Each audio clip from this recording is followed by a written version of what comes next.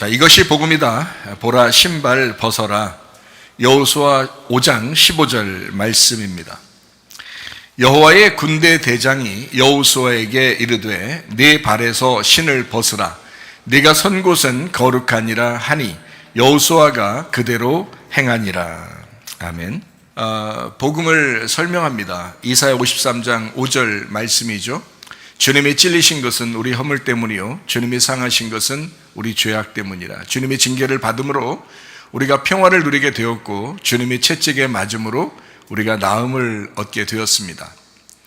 고린도서 6장 2절 말씀에 보니까 보라 지금이라. 은혜 받는 것도 구원받는 것도 지금이다, 이렇게 말씀하고 있습니다.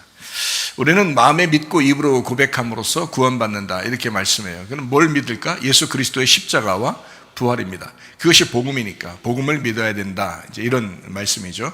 그래서 복음을 믿어라, 이런 거죠.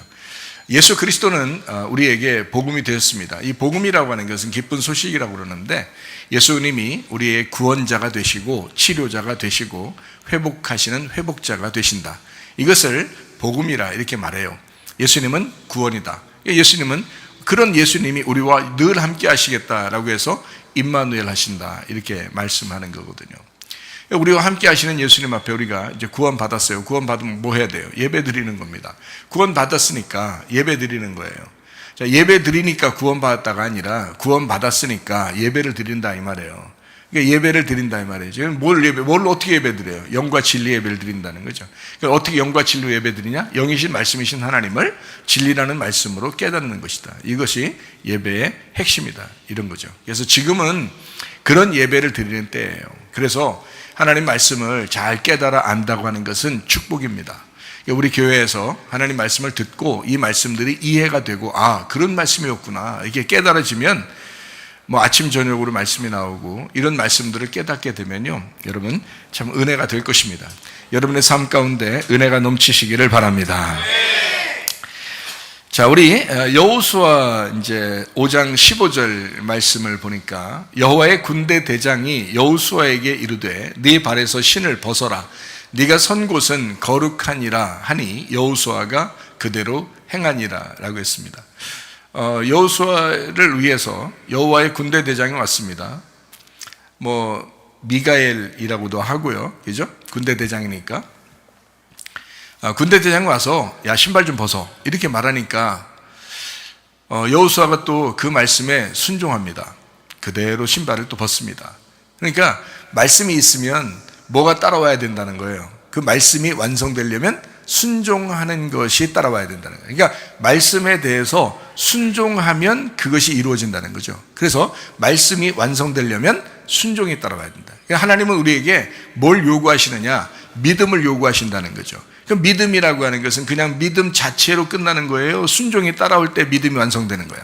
순종이 따라올 때 믿음이 완성된다는 거예요. 그러니까 믿음은 순종이 있을 때 믿음이라는 거죠. 그래서 믿음과 순종은 같다, 이렇게 말하는 거죠. 그래서 믿음으로 천국 가는데 순종으로 천국 간다라고 하는 것과 같은 말이라는 거죠. 그러니까 믿음으로 이스라엘 백성들이 하나님 앞에 나왔는데 순종함으로 하나님 앞에 나오는 거다. 천국도 믿음으로 가는 건데 순종함으로 가는 거다, 이렇게 되는 거죠. 그러니까 처음에 하나님의 믿음이 우리에게 오셨어요. 그 믿음이 왔다고 하는 것을 내가 믿는다 할 때 그 믿음이 내 속에서 이루어지는 거잖아요. 그러니까 믿음이라고 하는 거를 내가 믿는다 할 때 그 믿음이 내 속에서 믿음이 되는 거예요. 그러니까 믿음과 믿는다는 같은 거죠. 그러니까 믿음과 순종은 같은 거라는 거죠. 자, 믿음을 내가 믿는다 하는 것과 같은 거죠. 그래서 믿음을 내가 믿음으로써 이 믿음이 내 속에 완성이 된다, 이겁니다. 그러니까 믿음으로 천국 간다? 사람들은 단순히 내가 예수님만 믿으면 그냥 천국 가, 이렇게 말하는 사람들이 꽤 있어요. 그럼 예수님 믿으면 천국 가죠. 그런데 그 믿음이 진짜 믿음이려면 순종이 따라와야 된다는 거죠. 여호와의 군대 대장이 야, 신발 벗어, 그런데 여호수아가 좀 생각 좀 해보고요, 이렇게 하면 이거 문제가 된다는 거죠. 근데 신발 벗어라, 이 땅은 거룩한 땅이니까 네가 발로 밟아야 된다. 자, 이거 했을 때 여호수아가 아멘, 그대로 하겠습니다. 그래서 그대로 행하니라, 이렇게 된 거죠. 그대로 행하니라. 그러니까 여호와의 군대 대장과 여호와의 군대 대장은 말한 거죠. 말씀한 겁니다. 그럼 여호수아는 그대로 행하니라, 이러는 거죠. 그러면 여호와의 군대대장과 여호수아가 어떻게 된 거예요? 일치가 된 거죠. 같이 연합한 거죠. 여호와의 군대대장이 말씀한 거하고 여호수아가 그대로 행한 거하고 같아진 거죠. 그거예요. 그래서 믿음은 믿는다로 연합해서 하나가 돼야 된다는 거예요. 그러니까 우리의 믿음이라고 하는 것은 순종에 따라와야 된다라고 하는 것이죠. 그래서 말만 믿는다 말만 주여 주여 하는 사람이 얼마나 많은가. 그러면서도 자기는 믿는다라고 굳게 믿고 있죠. 그 믿는다고 굳게 믿어요. 근데 그것이 않습니다. 순종에 따라와야 되는 거예요. 그래서 야고보서 2장 같은 게 있는 겁니다. 야고보서 2장은 행함이 나타나는 거고요. 히브리서 11장엔 믿음이 나타나는 겁니다. 그러니까 히브리서 11장에는 믿음의 장이라고 그러고요. 야고보서 2장은 행함의 장이라고 그렇게 말해요. 근데 이 두 개가 틀린 게 아니에요. 그 믿음이 행함이고 행함이 믿음이라는 거죠. 그래서 이것이 믿음과 순종은 같이 나와야 진짜 믿음이다 라고 하는 것을 이야기하는 것입니다. 교회에서 흘러나오는 그 말씀들을 여러분이 순종함으로써 진정한 주님의 행복이 여러분 가정에 또 교회에 있기를 바랍니다. 자, 여호수아 3장 13절 말씀입니다. 온 땅의 주 여호와의 궤를 맨 제사장들의 발바닥이 요단물을 밟고 멈추면 요단물 곧 위에서부터 흘러내리던 물이 끊어지고 한 곳에 쌓여 서리라 이렇게 말씀합니다. 자, 보세요. 여기도 요단물 속에 궤를 맨 사람들이 들어가라. 그러면 그냥 들어가는 거예요. 그때는 물이 있었단 말이에요. 있는데 그냥 들어가라 그러니까 들어가는 거예요. 그 뒤에 사람들은 물 한 방울 안 묻히고 들어가지만 처음에 들어가는 사람들은 궤를 메고서 이거 들어가는 거거든요. 들어가라니까 들어가. 그러면 물이 끊어진다는 거예요. 그거를 믿고 이제 들어가는 거예요. 근데 여러분 같으면 어떻게 물이 지금 철철 넘치고 있는데 자 들어가. 그러면 이게 쉽겠냐고요 이게. 자 궤는 맸죠. 궤가 보통 무거워야죠. 금으로 막 다 만든 거니까 금으로 다 이렇게 씌운 거잖아요. 그 무게도 굉장했을 거라고요. 그걸 메고서 들어가 그러니까 들어간다고. 물이 좀 차 있는데. 그러니까 여호와의 궤를 맨 제사장들이 요단강 물을 속에 들어가는 거예요. 그러니까 물이 끊어져요 실제로. 이게 뭐예요? 말씀과 순종이 합해진 거죠. 말씀과 순종이 하나가 된 것이다. 그러니까 우리는 단순히 말씀에 대한 내가 믿는다 말만 하지 말고 말씀에 대한 순종이 있어야 합니다. 그 순종이 따라와야 그 믿음이 온전한 것이다 이런 말입니다. 하나님의 언약궤 그 레위 제사장들 먼저 모범을 보였습니다. 그렇죠? 그러니까 뒤에 사람들 보고 먼저 들어가러 가지 않았어요. 자기들이 그걸 궤를 메고 들어가니까 그냥 들어간 거예요. 먼저 모범을 보인 거죠. 그러니까 지도자들은 어떻게 돼요? 앞에 가야 돼요? 뒤에 가야 돼요? 지도자들은 앞에 가야 돼요. 모범을 보여야 돼요. 먼저 실행하는 것이 있어야 돼요. 예를 들어서 목사가 여러분한테 기도하세요 말했어요. 근데 목사는 기도 안 해. 그러면 안 되죠. 여러분한테 말씀 사랑하세요 해놓고 목사는 말씀을 사랑하지 않아. 그러면 안 되는 거죠. 먼저 목사가 지도자니까 앞에 나가야죠. 그렇죠? 내가 먼저 실행하고 내가 먼저 실천하고 있어야지. 그리고서 말을 하는 거지. 그래야 진실한 거잖아요. 먼저 자기들이 궤를 맨 제사장들 레위인들이 먼저 들어가는 거예요. 그리고 나서 나머지 사람들 보고 들어오라고 하는 거죠. 다시 말하면 주의 종은 하나님의 말씀에 순종하는 사람이다. 주의 종은 특별히 주의 종은 하나님 말씀에 순종하는 사람이다. 하나님이 가라면 가야 하고 하나님이 서라 그러면 서야 합니다. 그것이 주의 종의 태도란 말이죠. 주의 종은 그런 겁니다. 어쩔 수 없어요. 주의 종은요. 근데 반대로 하는 사람들이 많죠. 반대로 하는 주의 종들도 많아요. 자기가 주의 종이라고 하면서 하나님이 가라는 데 쓰고 하나님이 서라는 데 가는 사람. 이거 완전 반대로 행동하는 사람이 많습니다. 그러니까 우리는 늘 기도해야 합니다. 주의 종은 날마다 그냥 주님이 하라면 그냥 하고 주님이 서라면 쓰고 그냥 직진하는 거예요. 그냥 전진하는 거예요. 그러니까 물이 철철 넘치고 있는데 물이 보이는 게 아니라 그 말씀이 자기 속에 있는 거야.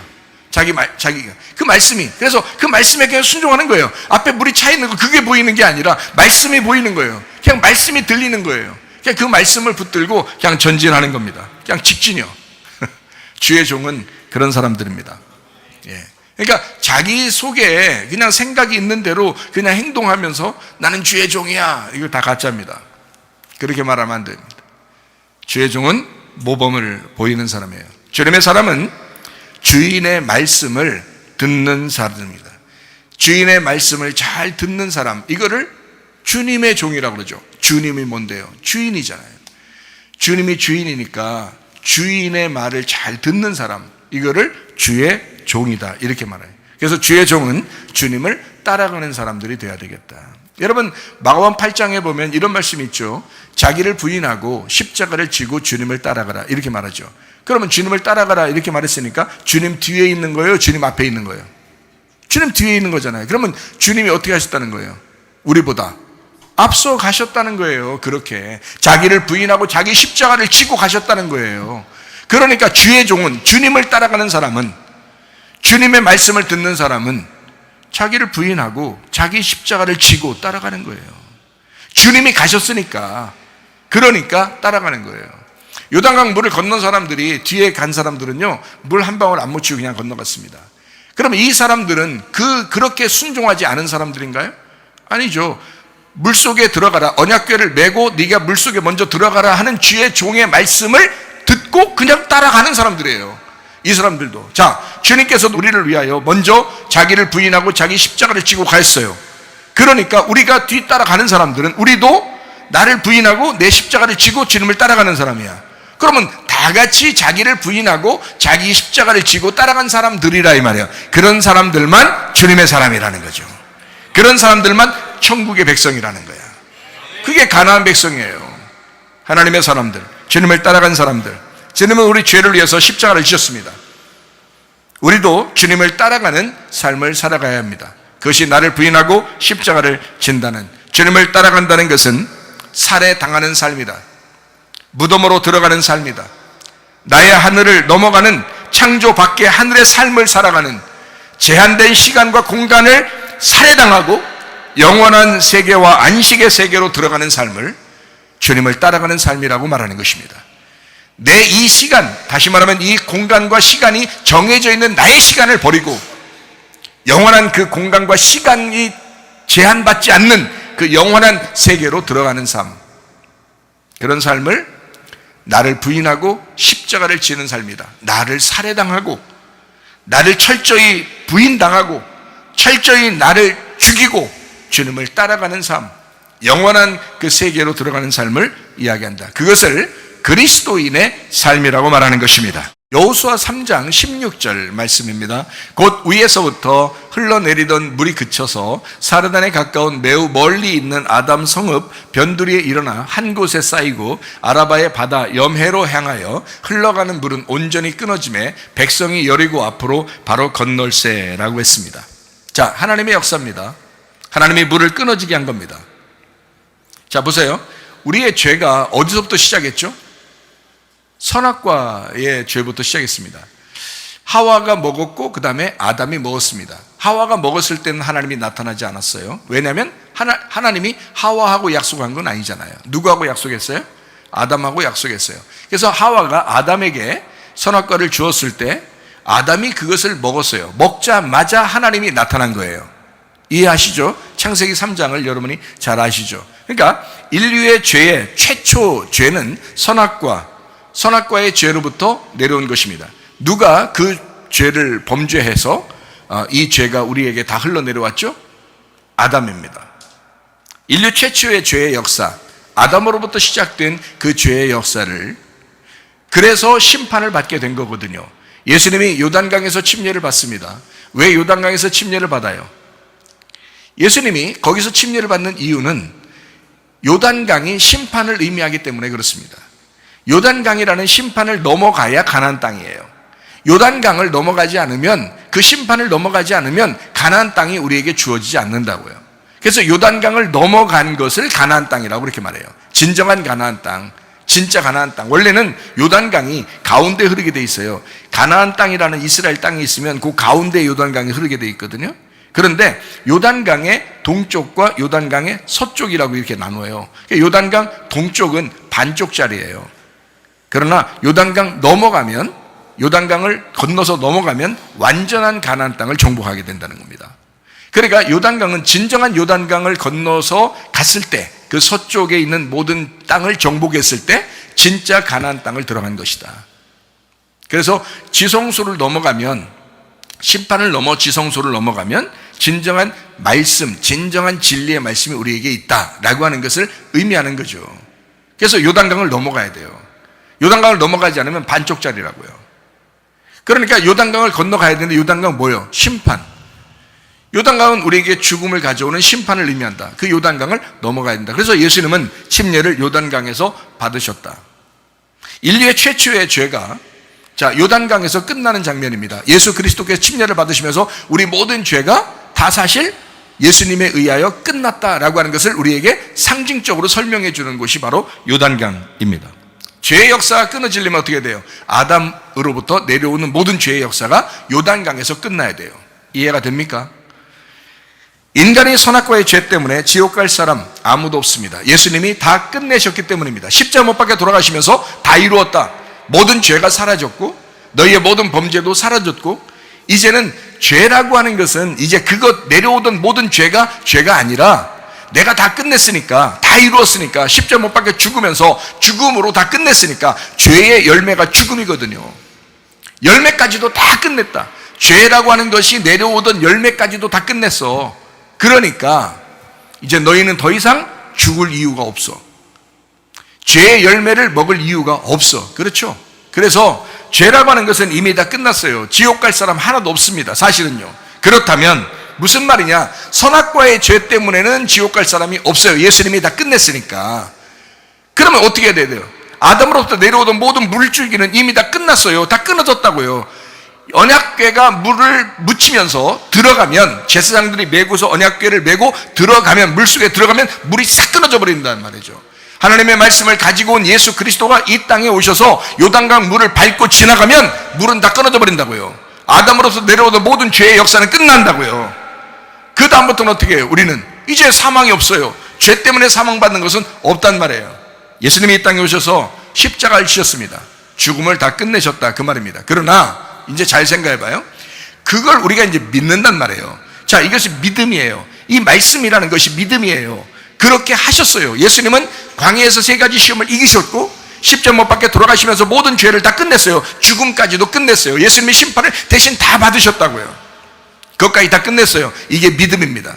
말씀이 믿음이 되셔서 이 땅에 오셨어요. 믿음이 오셨어. 그러면 내가 그거를 받아들이느냐 받아들이지 않느냐 하는 것은 우리의 문제라고요. 그래서 이제부터는 죄는 없어졌는데, 자, 너희가 안 믿으면 그게 죄가 되는 거야. 너희가 그걸 안 받아들이면 그게 너한테 죄가 되는 거야. 요한복음 16장 9절 말씀입니다. 죄에 대하람은 그들이 나를 믿지 아니하며. 이제는 안 믿어서 지옥 간다 이 말이에요. 안 믿어서 죽는다 이 말이죠. 안 믿어서 멸망한다 그 말이에요. 자, 믿으면요 멸망치 않고 영생을 얻게 하려 하심이라. 하나님이 세상을 이처럼 사랑하사 독생자를 주셨으니 이는 저를 믿는 자마다 멸망치 않고 영생을 얻게 하려 하십니다. 무슨 말인지 알겠죠? 왜 우리가 믿어야 하는가? 왜 우리가 예배드려야 하는가? 왜 우리가 이렇게 굳이 모여서 공동체로 함께 예배하고 함께 식사하고 함께 기도하고 함께 찬양하는가? 왜 그러는가? 믿었기 때문입니다. 믿는다는 순종을 하기 때문에 그런 거예요. 그래서 우리는 예배하는 것입니다. 로마서 10장 9절 10절 말씀이죠. 네가 만일 네 입으로 예수를 주로 시인하며 또 하나님께서 그를 죽은 자 가운데 살리신 것을 네 마음에 믿으면 구원을 받으리라. 사람이 마음으로 믿어 의에 이르고 입으로 시인하여 구원에 이르느니라. 보세요. 마음에 믿었어요. 그러면 입으로 고백하래요. 자, 믿으면 구원을 받으리라. 그리고 마음으로 믿고 입으로 고백하면 구원받는다. 어때요? 자, 믿음과 구원이 자 어떻게 같아져요? 믿는다는 것으로 같아지는 것이다. 믿는다는 것으로. 예배드림으로 이 믿음이 완성되는 것이다. 예배드림으로, 여러분의 행함으로 그 믿음이 완성되는 것이다. 그래서 교회 공동체가 필요한 것입니다. 이 마지막 시대에는 교회 공동체가 절대적입니다. 그러므로 교회에 모이기를 힘쓰는 여러분 되시기를 바랍니다. 언약궤가 요단강 심판의 물을 다 받으시고 백성들은 물 한 방울 안 묻히고 요단강 심판을 다 건너가게 되었습니다.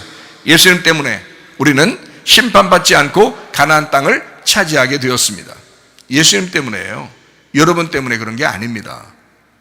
우리의 믿음이 아닙니다. 예수 그리스도의 믿음 때문에 그렇게 된 것입니다. 내가 그리스도와 함께 십자가 못 박혔나니 그런즉 이제는 내가 산 것이 아니요 오직 내 안에 그리스도께서 하신 것이라. 이제 내가 육체 가운데 사는 것은 나를 사랑하사 나를 위하여 자기 몸을 버리신 하나님의 아들의 믿음으로 살아가는 것이다. 나는 죽었으니까 내 믿음이 없죠. 예수 그리스도 하나님의 아들의 믿음으로 내가 살아간다. 이렇게 말씀하는 거죠. 믿음이 여러분 속에 충만하셔야 합니다. 그 언약궤를 맨 제사장들이 요단강 한가운데 있는 마른 땅에 굳게 섰다. 온 이스라엘 백성은 마른 땅으로 건너서 모든 백성이 요단강을 완전히 건널 때까지 거기 서 있었다. 여호수아 3장 17절 말씀입니다. 여호와의 언약궤를 맨 제사장들은 요단 가운데 마른 땅에 굳게 섰고 그 모든 백성이 요단을 건너기를 마칠 때까지 모든 이스라엘은 그 마른 땅으로 건너갔더라. 물 한 방울 안 묻히고 그 심판 하나도 받지 아니하고 그냥 다 건너갈 수 있었어요. 뭐 때문에요? 언약궤를 맨 제사장들 때문에 그렇습니다. 언약궤를 맨 제사장들 때문에. 하나님 말씀이 여러분에게 선포될 때 그 말씀이 선포되는 것은 여러분에게 축복입니다. 그 말씀이 선포되면 여러분은 심판받지 않을 수 있거든요. 하나님 말씀을 듣기를 소홀히 하지 말고 하나님 말씀을 사모하는 여러분 되시기를 바랍니다. 여호수아 4장 7절 말씀입니다. 그들에게 이르기를 요단 물이 여호와의 언약궤 앞에서 끊어졌나니 곧 언약궤가 요단을 건널 때에 요단 물이 끊어졌으므로 이 돌들이 이스라엘 자손에게 영원히 기념이 되리라 하라 하니라. 자, 무슨 말이냐면요, 요단강 물이 다 끊어졌잖아요. 좀 지나면 이 자손이 3, 4대 지나면 좀 잊어버릴 수도 있잖아요. 사람들이 얘기 안 하면 잊어버리잖아요. 그래서 잊어버리지 않게 하기 위해서 돌들을 세우라고 그래요. 이 요단강 끊어진 것이 너무 중요하다. 그래서 이 하나님의 역사, 그 죄의 그 끝남의 역사, 그 심판의 끝나는 그 역사를 이걸 꼭 간직해야 되겠다. 너희들 꼭 이것을 기억해야 된다. 이래서 돌들을 취하라고 그래요. 그래서 돌들 가지고 와서 가나안 땅에다 딱 세워놓고 가나안 땅에 있는 돌들을 그쪽 요단강에다가 집어넣어 놓고 이렇게 하는 그 역사를 이렇게 말하는 거거든요. 그래서 요단강에 있는 돌들을 밖으로 꺼낸다. 밖에 있는 돌을 안으로 집어넣는다. 이렇게 되는 겁니다. 자, 이것을 한번 좀 보십시다. 여호수아 4장 20절 말씀입니다. 여호수아가 요단에서 가져온 그 12돌을 길갈에 세우고 라겠습니다. 요단강에서 있는 그 돌 12개를 주었습니다. 그리고 길갈에다 세웠습니다. 이제 건너왔으니까 그 건너온 첫 번째 야영지가 길갈이에요. 길갈, 이거 지나갔다 굴러갔다 이런 거거든요. 모든 심판이 다 굴러갔다, 모든 죄가 굴러갔다, 모든 이제 죽음이 굴러갔다 이런 거죠. 다 없어졌다 이거예요. 다 끊어졌다 이거야. 그래서 길갈이라는 첫 번째 야영지에 돌 12개 요단강에서 끄집어낸, 그러니까 거의 부활한 거죠. 요단강에 심판받아 있었던 그 죽음 가운데 있었던 돌을 꺼내서 부활해서 가지고 나왔다. 첫 번째 야영지에다가 놨다. 그 12개를. 12개는 뭐 아시죠 여러분? 완성입니다. 하늘에서 이 땅에 이루신 말씀의 완성이에요. 12. 그래서 이스라엘 12지파를 의미합니다. 12사도를 의미하고요. 그래서 12지파. 여러분과 저 속한 모든 교회 사람들을 얘기하는 겁니다. 12이죠. 12개를 주어서 길갈에 세웠다. 자, 여호수아 4장 9절 말씀입니다. 여호수아가 또 요단 가운데 곧 언약궤를 맨 제사장들의 발이 선 곳에 돌 12를 세웠더니 오늘까지 거기에 있더라 라고 되어 있습니다. 그러니까 거기에 물 이제 있는 곳에 또 12개를 거기다 세워놓은 거예요. 그렇죠? 자, 12개를 요단강에서 가지고 나오고 그리고 그 요단강 안에 12개를 또 세워놨단 말이에요. 자, 무슨 말이냐면 이렇게 된 거죠. 여호수아 4장 8절 말씀입니다. 이스라엘 자손들이 여호수아가 명령한 대로 행하되 여호와께서 여호수아에게 이르신 대로 이스라엘 자손들의 지파의 수를 따라 요단 가운데에서 돌 12를 택하여 자기들이 유숙할 곳으로 가져다가 거기에 두었더라. 자, 어디요? 길갈에 이제 두은 겁니다. 거기다 첫 번째 양지에 둔 거예요. 그리고 여호수아 4장 9절에는 어떻게 되어 있다고요? 여호수아가 또 요단 가운데 곧 언약궤를 맨 제사장들의 발이 선 곳에 돌 12를 세웠더니 오늘까지 거기에 있더라. 자, 거기에도 요단강 안에도 12개를 이제 놓은 거예요. 물이 흘러넘칠 때 막 던진 게 아니야. 물이 끊어져 있는 상태에서 거기다 갖다 놓은 거예요. 이제 12개는 밖으로 끄집어내고 12개는 밖에 있는 걸 또 안으로 집어넣은 거죠. 무슨 말인지 알겠죠? 그래서 12개가 그 안에 있더라라고 이야기했습니다. 요단강에 12개 돌을 세웠습니다. 자, 여호수아 4장 9절에 뭐라고 해요? 12개를 그 요단강에다 집어넣어놨어. 뭘 의미할까요? 우리에게 어떤 의미를 얘기할까요? 자, 요단강을 건너 나왔어요. 건너서 요단강을 건너서 나왔단 말이에요. 근데 12개 돌을 갖다 그 안에다 집어 넣으래요. 뭐를 얘기하는 거예요?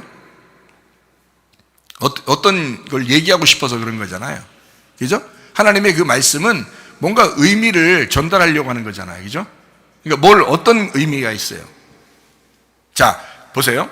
요단강을 들어가기 전에 사람과 우리가, 그죠? 요단강을 들어가기 전에 사람과 요단강을 건너서 나간 사람하고는 똑같아요? 틀려요?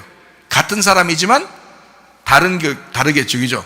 요단강을 건너가기 전에 사람과 요단강을 건넌 후의 사람은 다르단 말이에요.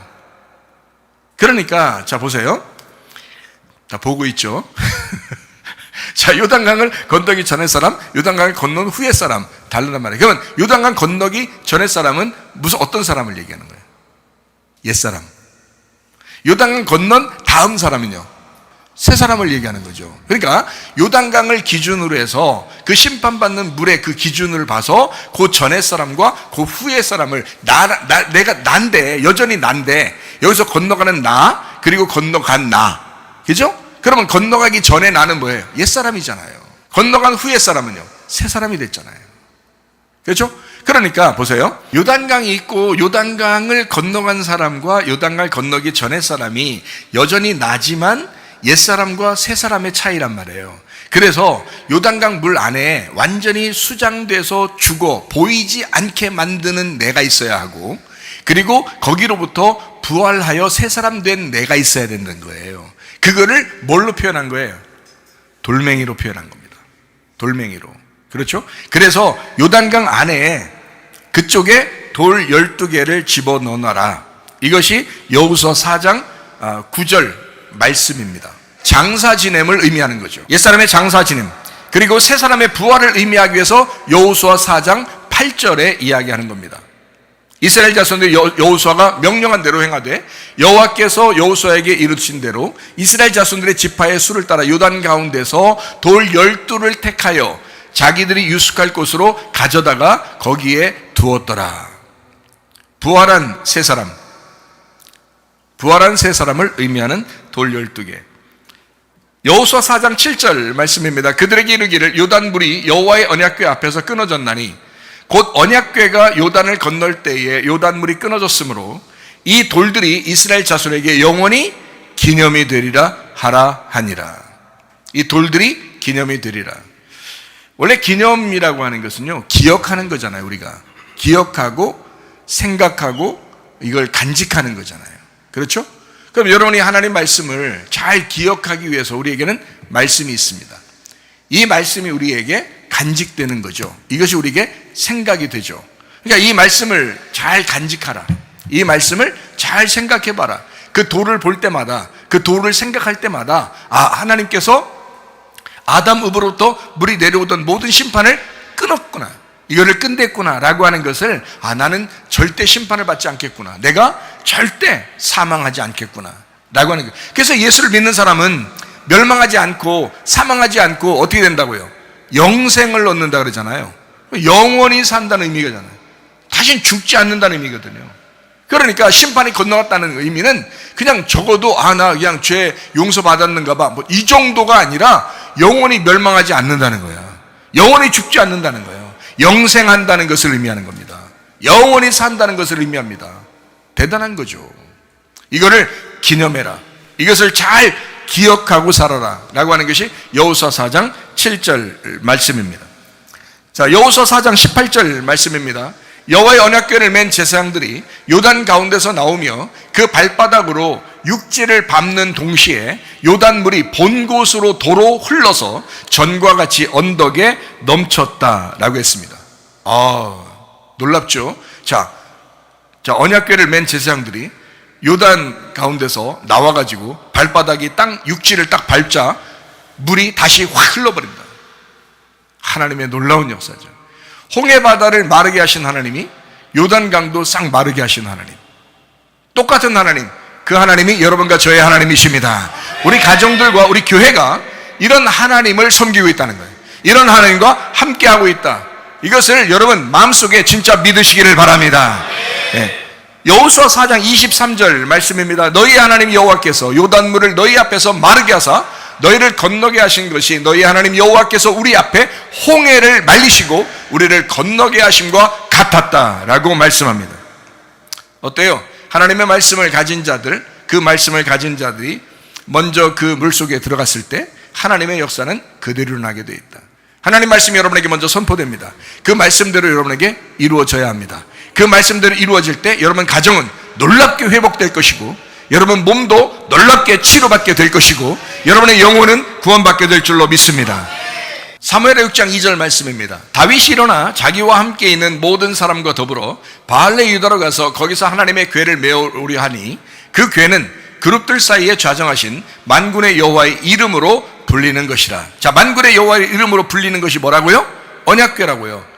하나님의 말씀, 그 언약궤라고요. 그 언약궤가 뭐라고요? 만군의 여호와의 이름이라고 불리는 것이라 이래요.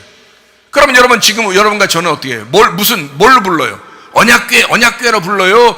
주님 예수 그리스도의 이름을 불러요. 예수 그리스도의 이름을 부르잖아요. 우리 언약궤를 부르는 게 아니잖아요. 예수의 이름을 부르는 거잖아요. 이해가 되십니까? 그러면 여러분이 뭘로 구원받느냐고요? 예수 이름을 불러서 구원받는다고요. 우리가 언약궤를 부르면 그 언약궤가 우리를 구원했어요. 언약궤를 부르고 언약궤를 간절하게 기다리면 그 언약궤가 사람들을 구원했다고요. 그런데 지금은 뭐예요? 언약궤는 여호와의 이름으로 불리는 것이라 이랬어요. 그러니까 여러분과 저는 이제 지금 뭐를 불러야 돼요? 예수 이름을 부르는 거지. 예수 이름을 부를 때 구원받는다는 거죠. 이해가 되시겠습니까? 여러분 예수 이름으로 구원받기를 바랍니다. 로마서 10장 13절 말씀입니다. 누구든지 주의 이름을 부르는 자는 구원을 받으리라. 자, 어때요? 언약궤를 부르는 것과 예수 이름을 부르는 것이 똑같죠. 그러니까 구약에 있는 사람들은 언약궤가 들어가고 언약궤를 불렀을 때 그들은 구원을 받아요. 그러나 지금은 예수 이름 부를 때 구원을 받게 된다. 그래서 여러분과 저는요, 우리에게 있는 것이 뭐냐? 예수 이름이에요. 예수 이름이 우리에게 있다고요. 예수 이름 뭐예요? 하나님 말씀이에요. 예수 이름, 여러분이 그냥 주여 말만 한다고 주여가 아니라 예수 이름이 말씀이구나. 그 말씀을 내가 사모하리라. 그 말씀대로 내가 순종하리라. 그 말씀을 내가 믿으리라. 그 말씀을 믿고 구원받기를 바랍니다. 여호수아 4장 20절 말씀입니다. 여호수아가 요단에서 가져온 그 12돌을 길갈에 세우고, 길갈에 세웠다. 부활한 세 사람의 그 교회 건축입니다. 하나님은 돌을 세운다라고 하는 것은 어떤 의미를 가지고 있냐면요, 교회를 세운다, 교회를 건축한다. 자, 뭘로요? 12돌로 교회를 세운다, 새 성전을 건축한다, 그런 의미거든요. 그럼 누구를 통해서 새 성전이 건축돼요? 나예요. 우리예요. 그러니까 우리를 통해서, 그 12돌을 통해서 새로운 교회를 건축하리라, 이런 의미예요. 세 사람으로 인하여 교회가 건축된다. 세 사람은 어떻게 해서 세 사람 됐나요? 어떻게 세 사람 됐죠? 세 사람의 반대가 뭐죠? 옛사람이죠. 그러니까 세 사람의 반대가 옛사람이야. 세 사람은 어떻게 된 거죠? 옛사람이 사라졌으니까. 옛사람이 사라졌으니까 새 사람이 된 거야. 여러분, 교회가 옛사람을 가지고 교회 세우는 게 아니에요. 옛사람이 죽고 새 사람이 되었을 때 그 새 사람들이 교회가 되는 거예요. 그러므로 여러분과 저는 새 사람들이 되어야 합니다. 옛사람들이 굴러가야 합니다. 옛사람은 굴러가고 굴러간 자들, 옛사람들이 굴러간 그 사람들이 교회가 되는 거예요. 새 사람들, 그래서 길갈에 세우는 거예요. 길갈은 굴러가는 거예요. 굴러가는 거, 길갈은. 그래서 옛사람은 굴러가고 새 사람이 된 사람들을 통해서 교회가 세워진다. 새로운 교회가 세워진다. 주님의 교회, 음부의 권세가 이기지 못하는 교회, 옛사람이 굴러간 교회, 새 사람이 있는 교회들. 이해가 되시죠? 하나님은 모세를 통해서 율법을 선포하시고 여호수아를 통해서 은혜를 주십니다. 그리고 가나안 땅에 교회를 건축하시는 거예요. 자, 다윗을 통해서 성전 재료를 준비한다겠죠. 그리고 솔로몬을 통해서 성전이 세워진다고 그랬죠. 그렇죠? 엘리야를 통해서 준비하시고 엘리사로 완성하신다고 그랬죠. 그러니까 주님의 죽으심과 주님의 부활을 통해서 이제 음부의 권세에 이기지 못하는 교회를 세우리라 라고 하는 약속의 말씀이잖아요. 그래서 모세는 율법이니까 광야까지고요. 요단강 건너서 이제 요단강의 서쪽에 있는 장소를 이제 정복한 여호수아, 그래서 교회를 건축하게 되는 거죠. 요단강 동쪽은요, 모세가 다 정복했어요. 요단강 동쪽은 그러면 가나안 땅이 아닌가요? 거기도 가나안 땅이라고 했잖아요. 요단강이 가운데 흐른다니까. 요단강이 이스라엘 땅에 가운데 흐른다고. 그래서 동쪽과 서쪽으로 되어 있다고요. 그러니까 완전히 서쪽은 여호수아가 정복한 거고 동쪽은 모세가 정복한 거예요. 그러니까 보세요. 요단강 하나를 사이에 두고 동쪽과 서쪽으로 해서 정복한 완전 정복이에요. 완전 정복.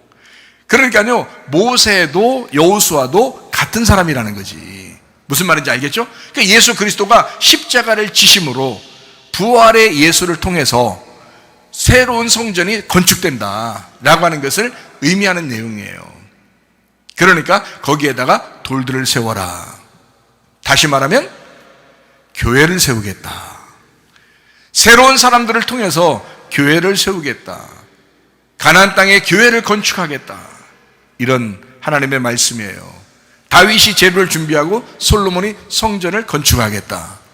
엘리야가 성전 재료를 준비하고 엘리사가 성전을 건축하겠다. 모세가 성전 재료를 준비하고 여호수아가 성전을 건축하겠다. 예수님이 성전 재료를 준비하고 십자가를 지시면서 모든 재료를 죽음으로 준비하셨어요. 그리고 예수님이 성전을 부활로 건축하시겠다. 이런 말씀입니다. 하나님의 놀라운 역사죠. 이것을 깨닫게 하고 알게 하는 것이 성령님이십니다. 그래서 성령 충만이 오순절 임하고 그 이후부터는 예수 그리스도만 높이는 겁니다. 왜? 예수님이 모세와 여호수아가 되셨고, 예수님이 율법과 은혜가 되셨고, 예수님이 십자가의 죽음과 부활이 되셨고, 예수님은 성전 재료를 다 준비하셨고 성전을 건축하셨기 때문에 성령님은 그것을 온전히 예수님만 찬양하고 온전히 예수님만 높이기를 원하는 것, 그 성령님이 우리와 영원히 함께 하시겠다고 하십니다. 이것이 바로 임마누엘이다 이 말이에요. 성령님이 우리와 함께 하시겠다. 예수 그리스도의 영이 우리와 함께 하시겠다. 이것을 임마누엘이라 이렇게 말씀하는 것입니다. 자, 여러분, 구원받는 것은요, 뭐 때문에 구원받아요? 우리가 뭐 때문에 구원받는 것 같아요? 교회 건축입니다. 교회 건축하려고 구원하시는 거예요, 사람을. 여러분, 구원을 왜 받아요? 하나님이 성경에서 자, 내가 너희들을 구원할 거야, 이게 목적이었다면 구원하고 끝나면 되지. 그렇죠? 구원하고 끝나면 구원이 어디서 이루어졌어요? 예수님의 십자가의 죽음을 통해서 구원이 이루어졌다고요. 그렇잖아요. 우리의 죄가 사라지면 구원이잖아요. 이해가 돼요? 우리의 죄가 사라지면 구원이라고. 근데 그 죄가 다 끝난 데가 어디야? 십자가잖아. 그럼 십자가의 구원이라고요. 그럼 십자가에 죽으시고 다 끝나면 되잖아. 이제 죄가 다 끝났으니까 구원했어. 그럼 끝. 이러면 되잖아. 근데 왜 부활하셔야 돼? 그리고 예수님은 자기가 내가 내 교회를 세울 거야, 반석 위에 내 교회를 세울 거야 라고 예수님은 왜 그렇게 말을 해요? 구원이 목적이었다면 교회 건축을 왜 얘기하냐고. 예수님이 구원이 목적이 아니었다는 거죠. 목적은 뭐였냐면 교회 건축이었습니다. 교회 건축이 예수의 죽음의 목적이었어요. 자기가 교회를 건축할 수 있다면 나는 기꺼이 죽으리라, 이 말이에요. 말씀을 정리합니다. 예수의 죽음은 죽음으로 끝나는 것이 아니에요. 교회 건축을 위해서 죽으실 것이었다는 거죠. 그러니까 죽음에 의미가 있었던 거예요. 교회 건축 때문에 그렇습니다. 자기의 신부들이 나타난다면, 자기의 신부가 나타난다면, 신랑이 신부를 구할 수만 있다면, 그럼 내가 기꺼이 죽으리라. 그래서 죽음으로 사랑하리라. 내가 죽음으로 신부를 구하리라. 이게 남편들의 정신 아니에요. 예수 그리스도 신랑 되신 예수님이 자기 몸처럼 자기 아내를 사랑하는, 자기의 죽음으로 그 아내를 사랑하는 마음, 그거예요. 그래서 교회 건축, 자기 신부를 구하기 위해서 남편이 죽는 거예요. 그러니까 죽음에도 의미가 있었던 거지. 죽고 끝난 거였다. 교회가 안 세워졌다, 신부가 안 생겼다. 그러면 뭐하러 죽어? 아, 구원? 그래, 죄는 없어져. 그럼 구원. 그럼 그것으로 끝? 그러면 죽지 않아도, 예를 들어서 예수님이 이 땅에 오셔서 광야에서 3가지 시험을 이기셨어요. 그러면 아담과 하와가 선악과를 먹을 때 어떻게 했어요? 먹음직 보암직 탐스럽게 했잖아요. 그거를 먹은 거잖아. 그러면 예수님은 광야에서 먹음직 보암직 탐스럽게 하는 걸 이겼네. 육신의 정욕, 안목의 정욕, 이생의 자랑을 이겼네. 그러면 선악과 먹은 죄가 여기서 광야에서 끝난 거잖아, 그렇게 따지면. 근데 그것 때문에 죽음이 온 거잖아요. 그래서 십자가 못 박혀 죽으면서 이 모든 것을 끝냈다 그러는 거야. 근데 죽는 것이 아버지 하나님의 뜻이었다는 거예요. 그러면 예수님은 기꺼이 그 뜻을 따르겠다는 거예요. 왜? 목적이 있으니까 그런 거야. 목적이 있으니까 그 죽음을 따라가는 거예요. 왜 따라가요? 교회 건축입니다. 자기 신부를 구해야 되니까. 자기 신부를 얻기 위해서. 신부라는 교회를 건축하기 위한 목적이었다. 구원은 교회 건축이 목적이다. 그러면 교회가 세워졌어요. 여러분, 교회가 이렇게 막 다 세웠습니다. 우리 교회 이렇게 세워졌죠. 또 교회들이 이렇게 세워졌습니다. 세워지면 그것으로 끝나나요? 세워놨어요. 세워놓고서 끝? 아니죠. 세워놓고 끝이 아니라 세워놓았으면 뭐가 목적이냐면 교회 생활이 목적이에요. 교회 생활. 그래서 교회 생활이 있어야 교회 세운 의미가 있는 거지. 교회 세워놓고 다 비워놔 그냥? 에? 안 되잖아요. 교회 세워놨으면 교회 생활을 해야 된다고, 이렇게. 교회 생활이 목적이라고. 그러니까 이런 교회 생활이 뭐예요? 공동체. 함께 모여서 예배하고요. 함께 모여서 기도하고요. 함께 모여서 찬양하고요. 함께 모여서 식사도 나누고요. 함께 모여서 선교도 하고요. 함께 모여서 봉사하고 서로 구제하고 하는 것입니다. 이게 교회 생활이에요. 이 교회 생활, 예배, 하나님의 말씀을 통해서 우리가 배워온 것들을 선교하고 구제하면서 생활하는 교회 생활이에요. 이걸 위해서 교회가 세워진 거야. 목적을 분명히 알고 교회 생활해야지. 교회 한번 피 뜨고 왔다가 주여 주여 하다가 그냥 집에 가면, 이게 무슨 교회 생활이에요. 주님이 세우신 목적이 있을 거 아니에요. 그 교회 생활이라고. 그럼 교회 생활을 어떻게 해야 진짜 교회 생활이 아름답게 될까? 천국 생활. 교회 생활은 천국 생활이 돼야 된다는 거예요. 여러분, 가정들도 한번 보십시다. 자, 결혼했어요. 근데 가정생활이 시작된 거야. 결혼하는 날부터 가정생활 시작되잖아요. 가정생활 시작됐는데 매일 싸워. 매일 그냥 서로 등 돌리고 자. 그리고 매일 얘기도 잘 안 해. 밥도 따로 먹어. 뭐 이렇게 했어요. 그게 무슨 결혼이에요. 그게 무슨 가정생활이냐고. 결혼을 했으면 그날부터 가정생활에 들어가는 거거든요. 그러니까 가정생활이 중요한 거잖아. 가정생활을 위해서 결혼을 한 거잖아요. 야, 우리 이러다가, 야, 우리 그냥 밖에서 만나 이렇게 하는 것보다, 야, 우리 그냥 가정생활 하자. 예? 그래서 결혼한 거 아니에요. 우리 그냥 아침에 일어날 때도 보고, 하도 보고 싶었으니까 아침에 일어날 때도 보고 저녁에도 보고 우리 그렇게 살자. 서로 도우면서. 이렇게 하면서 결혼을 시작했다고요. 결혼식을 했으면, 그러면 어떻게? 결혼 생활에 들어가야 되는 거잖아요. 결혼 생활을 위해서 결혼식을 한 거잖아. 결혼식이 중요한 게 아니잖아. 중요하지. 중요한데, 결혼식도 중요한데, 결혼 생활을 목적으로 결혼식을 한 거잖아요. 자, 구원 받았으면 결혼 생활 교회 생활 때문에 구원 받은 거잖아요. 그러면 결혼 생활 하면, 가정 생활 하게 됐으면, 결혼했으면 가정 생활 하죠. 가정 생활 하게 되면 어떻게 해야 돼, 이제 가정 생활이? 등 돌리고 자? 밥도 따로 먹어? 얘기도 안 해? 서로 맨날 싸워? 자, 이러면 이게 가정 생활이야? 아니잖아요. 그러면 그건 가정이 있으나 마나고 없는 게 더 나은 거지. 그렇다면. 그죠? 그러면 교회도 똑같잖아요. 교회도, 자, 어떤 생활을 해야 되는 거예요? 서로 싸우고 등 돌리고 밥도 같이 안 먹고 공동생활도 안 하고 예배도 대충 드리고 그냥 집에 가기 바쁘고 이런 식으로 한다면 교회가 의미가 있겠느냐 이거야. 교회 생활은 아름다운 교회 생활이 돼야 되잖아요. 천국 생활이 돼야 되잖아요. 가정생활도 마찬가지예요. 그냥 가정생활한다고 해서 가정생활이 아니라 천국생활처럼 돼야 된다고요. 가정생활은 천국생활처럼 돼야지 이게 진짜 가정생활이라고요. 교회도 마찬가지입니다. 교회를 세우신 하나님의 목적, 그것은 천국생활하게 만들려고 한 거예요. 함께 공동체 생활해서 서로 도우며 서로 함께 예배드리고 찬양하고 기도하고 서로 음식을 나누면서 공동체 생활해라. 서로 기뻐해라. 행복해라. 그 행복을 위해서, 그 천국 생활을 위해서 주님께서는 우리의 교회를 세우신 거라고요. 그러니까 여러분 이해가 되시죠? 무슨 말씀인가? 예수 그리스도를 생각해 봅시다. 우리를, 애굽에 있었던 우리를 일부러 굳이 홍해바다를 건너서 광야로 이끌어냅니다. 광야에 있던 우리들을 이제 굳이 요단강을 건너서 이제 가나안 땅으로 우리를 이끕니다. 자, 어떤 가나안 생활을 하기를 원했던 거예요?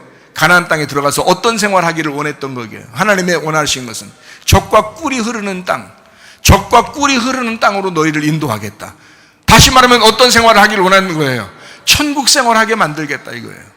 너희들 행복하게 만들겠다 이거야. 자, 결혼하는 것은 행복하기 위해서입니다. 교회 생활하는 것도 행복하기 위해서입니다. 이해가 되시죠? 애굽에서 광야에서 가나안 땅으로 왔어요. 그러면 우리가 행복한 가나안 땅 생활을 해야죠. 예수 그리스도는 이 땅에 육으로 태어났습니다. 예수 그리스도는 7로서 광야에서 생활하셨습니다. 그리고 십자가 못 박혀 돌아가시는 7로서 주님은 십자가 못 박혀 돌아가셨습니다. 그리고 8이라고 하는 안식 후 첫날 주님은 부활하셨습니다. 그 부활한 예수님은 우리에게 어떤 생활하기를 원하셔서 우리에게 성령을 주셨는가요? 행복한 생활, 천국 생활, 가정과 교회가 행복해야 되는 것, 하나님의 원함입니다. 하나님의 뜻, 하나님이 원하시는 것은 천국 생활이에요. 이런 천국 생활은 뭘 통해서 올까요? 그냥 단순히 주여 주여 한다고 올까요? 아니에요.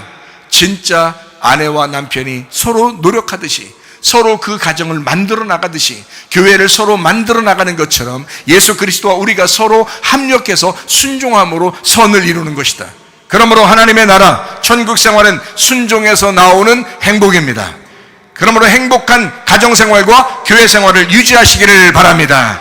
여호수아 24장 15절 말씀입니다. 만일 여호와를 섬기는 것이 너희에게 좋지 않게 보이거든 너희 조상들이 강 저쪽에서 섬기던 신들이든지 또는 너희가 거주하는 땅에 있는 아모리 족속의 신들이든지 너희가 섬길 자를 오늘 택하라. 오늘 오직 나와 내 집은 여호와를 섬기겠노라, 이렇게 말씀합니다. 주님만 섬기는 우리 가정, 주님만 섬기는 우리 교회가 되셔야 합니다. 여호수아 5장 15절 말씀 읽고 마치도록 하겠습니다. 여호와의 군대 대장이 여호수아에게 이르되 네 발에서 신을 벗으라. 네가 선 곳은 거룩하니라 하니 여호수아가 그대로 행하니라. 여러분과 제가 믿음이 왔습니다. 하나님 말씀을 우리가 듣습니다. 그 말씀에 순종하여 그 믿음대로 하나가 돼서 그리스도와 더불어 동행하다가 주님 만나시기를 바랍니다.